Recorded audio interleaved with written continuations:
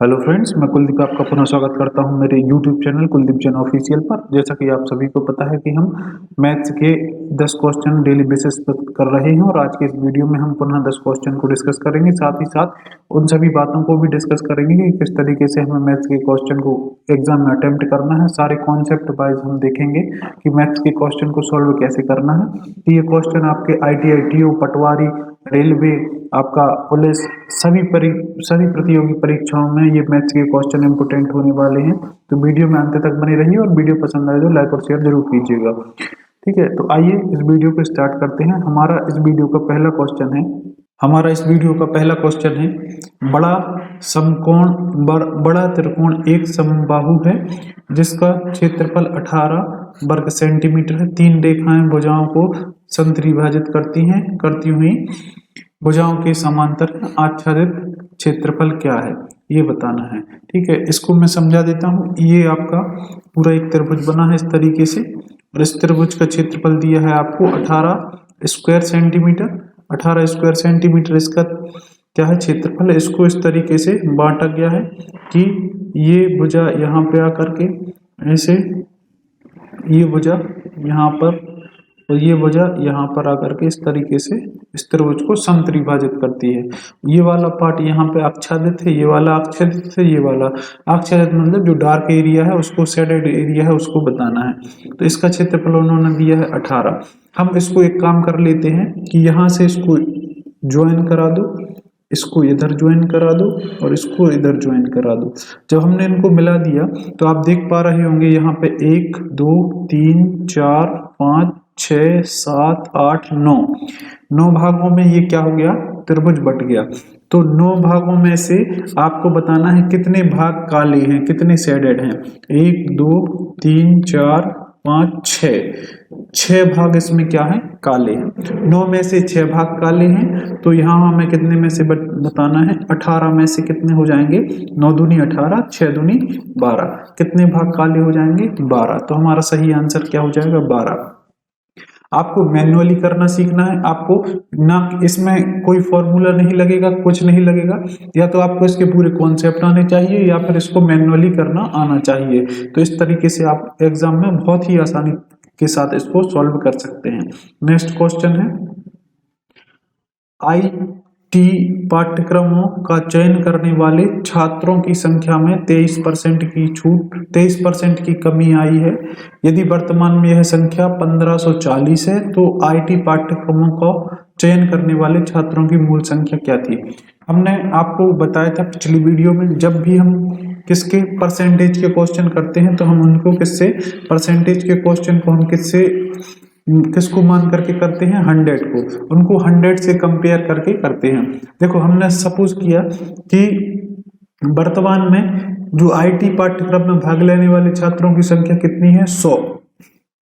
हमें नहीं पता कितनी है, लेकिन हमने परसेंट के हिसाब से मान लिया कितना, 100। पिछली वीडियो में भी आपने देखा होगा कि हमने 100 से कंपेयर करके कितनी आसानी से क्वेश्चन को देख लिया। यदि आपने पिछली वीडियोस नहीं देखी है मैथ्स की तो वो जाकर के जरूर देखिएगा, आपके लिए बहुत हेल्पफुल होने वाली है।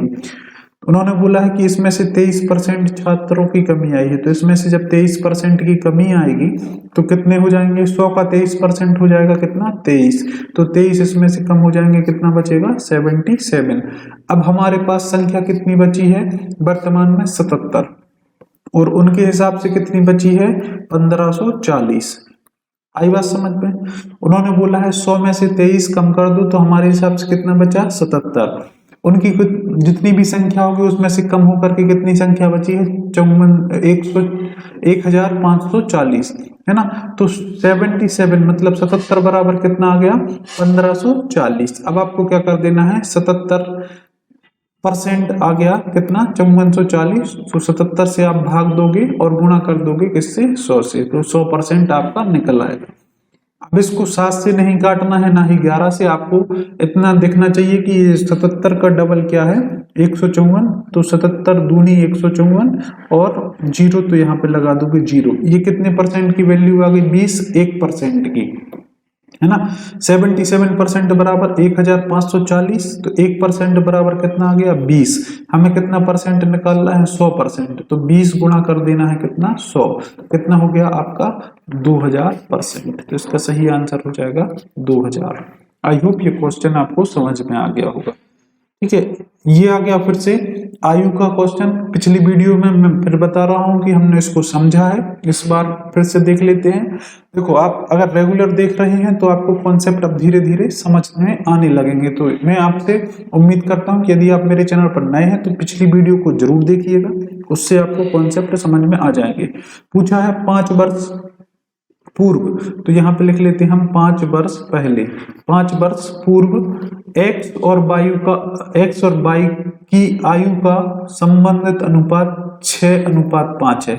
एक्स और वाई का अनुपात कितना है 5 वर्ष पूर्व 6:5 है ना। फिर 10 वर्ष पश्चात, तो इसके 10 वर्ष पश्चात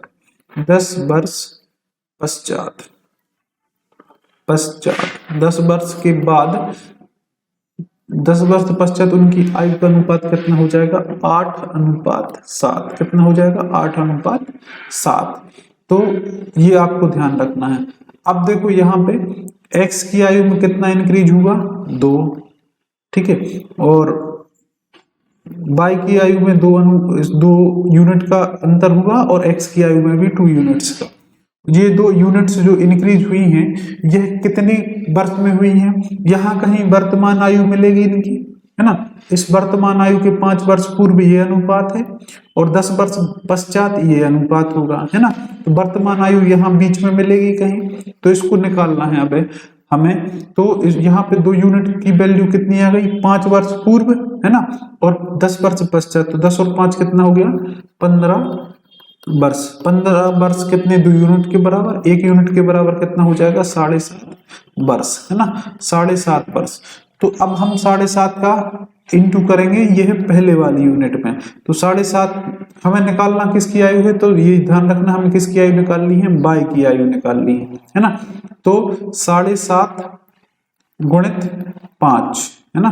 तो जब इसमें गुणा करेंगे तो कितना हो जाएगा 7.5 को ऐसे लिख लेते हैं 7.5 गुणित 5 पचम 25, है ना, और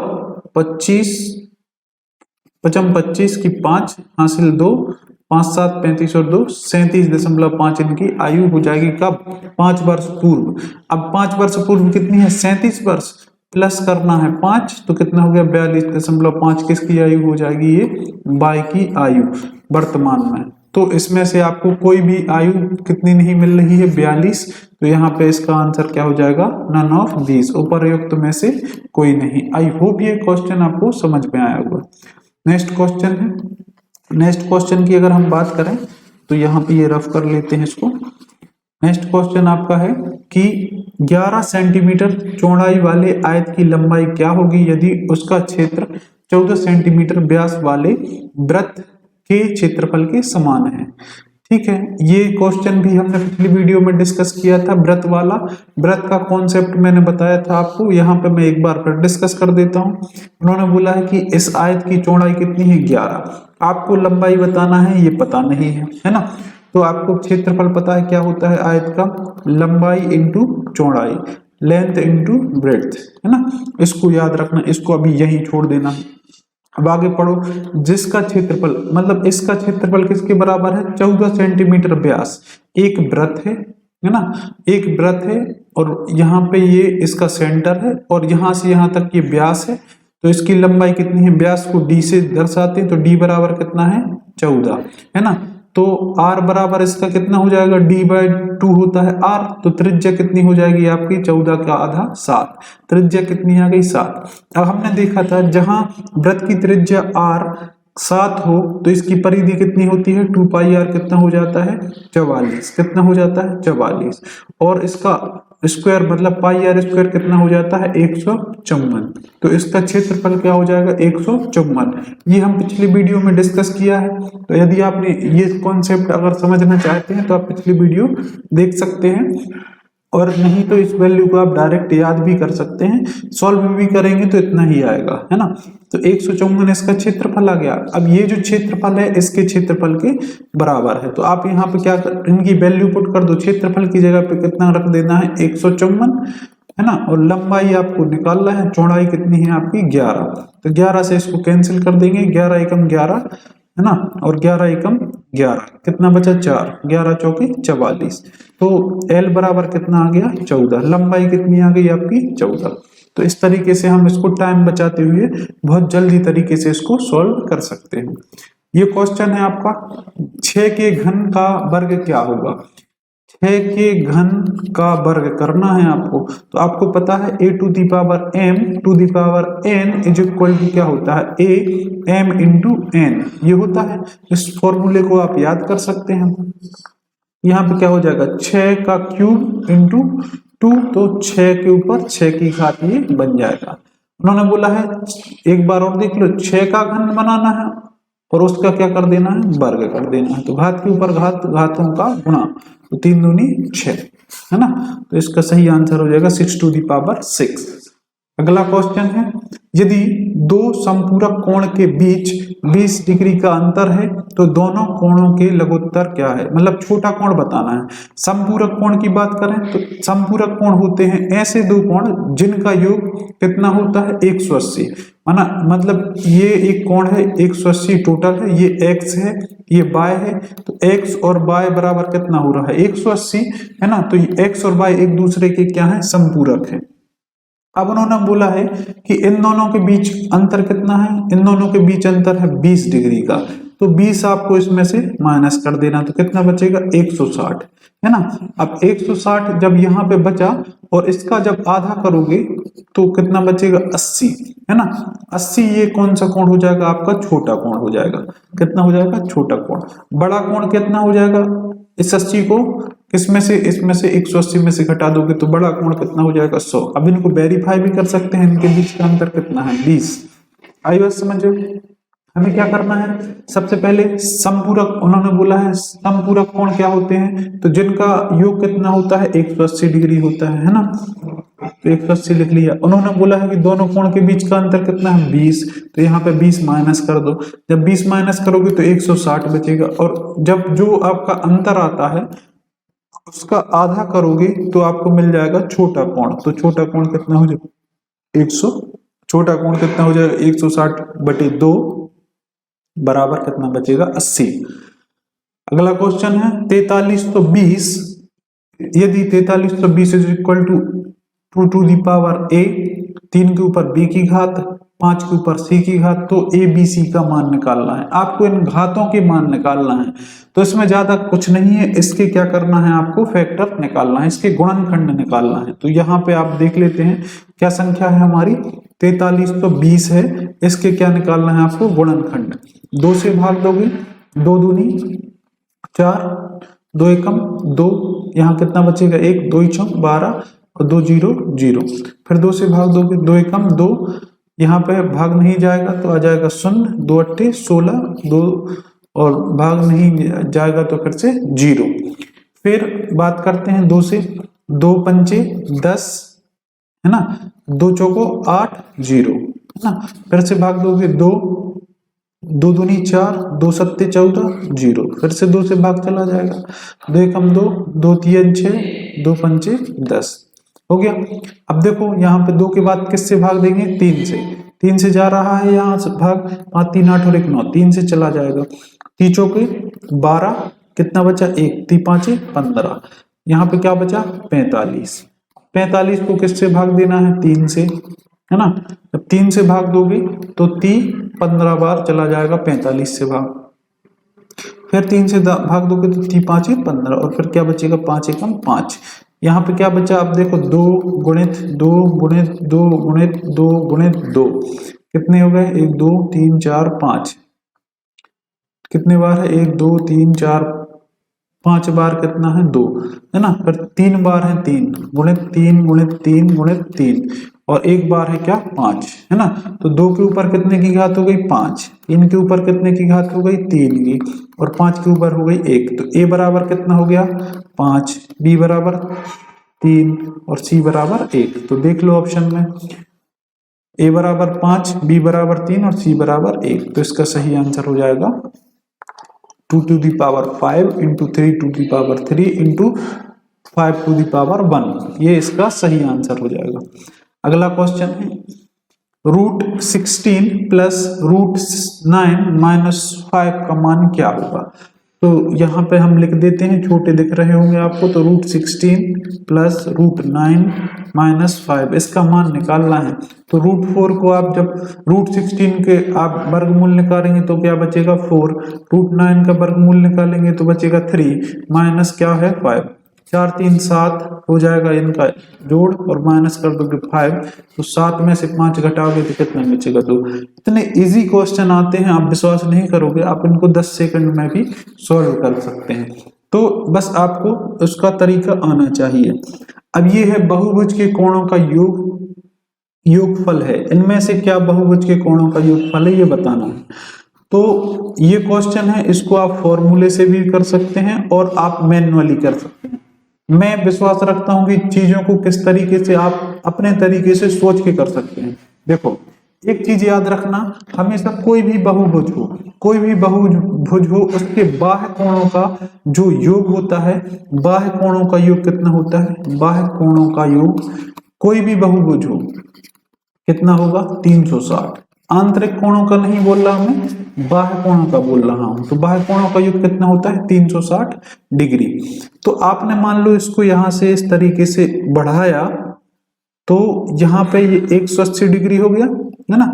और ये जो कोण बन रहा है ये कोण, इसको भी बढ़ाया, ये कोण, इस तरीके से ये सारी भुजाओं पर कोण बनेंगे। तो इसमें कितनी भुजाएं हैं, कुल 8 भुजाएं हैं, है ना। इसमें 8 भुजाएं, तो इस तरीके से कितने कोण बनेंगे 8, है ना। तो इन 8 कोणों का योग कितना हो जाएगा 360। तो एक कोण का कितना होगा 360/8, है ना। तो जब 360 में 8 का भाग दोगे तो 8 चौके 32 बचेगा 4, 8 पंचे 40। तो कितना हो जाएगा 45। ये जो 45 आ गया आपका, ये इस वाले कोण का मान आ गया 45 डिग्री। अब यहाँ पे देख रहे होगे कि ये वाला कोण कितना है 45, तो ये वाला कोण कितना होगा, है ना। ये आपको बता दें बेसिकली, तो इस तरीके से एक लाइन बनी है और इस तरीके से ये वाली भुजा यहाँ पे खिंची है ये, है ना। तो अभी हम देख के आए हैं दो समपूरक कोणों का योग कितना होता है 180 डिग्री, है ना। तो ये वाला कोण कितना है 45, तो ये कितना हो जाएगा 135 डिग्री। 135 और 45 कितना हो गया ये आपका 180 डिग्री। तो ये वाला कोण कितना हो गया 135 अंदर वाला। तो इतने अंदर कितने कोण है 1 2 3 4 5 6 7 8 कोण है। तो 135 गुणित 8 करना है अब आपको, बस 8 पंचे 40 बचा 4, 8 3 24 और 4 28 बचे 2, 8 एकम 8 और 2 10। तो ये क्या गया बहुभुज के कुल योग कितना हो जाएगा 1080। जो आंतरिक कोण है इनका सम कितना हो जाएगा 1080 डिग्री। अब ये आपको समझ में आ गया होगा, आई बात समझ में। ये हमेशा ध्यान रखना है, जैसे ये बहुभुज है आपके पास, तो इसके बाह्य कोणों का योग कितने भी बहुभुज हो, चाहे 9 भुजाएं हो चाहे 10 हो, उनके बाह्य कोणों का योग कितना होता है हमेशा 360। इसको पकड़ के चलना। फॉर्मूले को आप भूल भी सकते हैं, लेकिन मैन्युअली करोगे तो इसको भूलना संभव नहीं है। अब ये क्वेश्चन आ गया आपका प्रायिकता का। एक डिब्बे में 15 पत्ते हैं, उन पर 1 से 15 तक की संख्याएं लिखी हैं।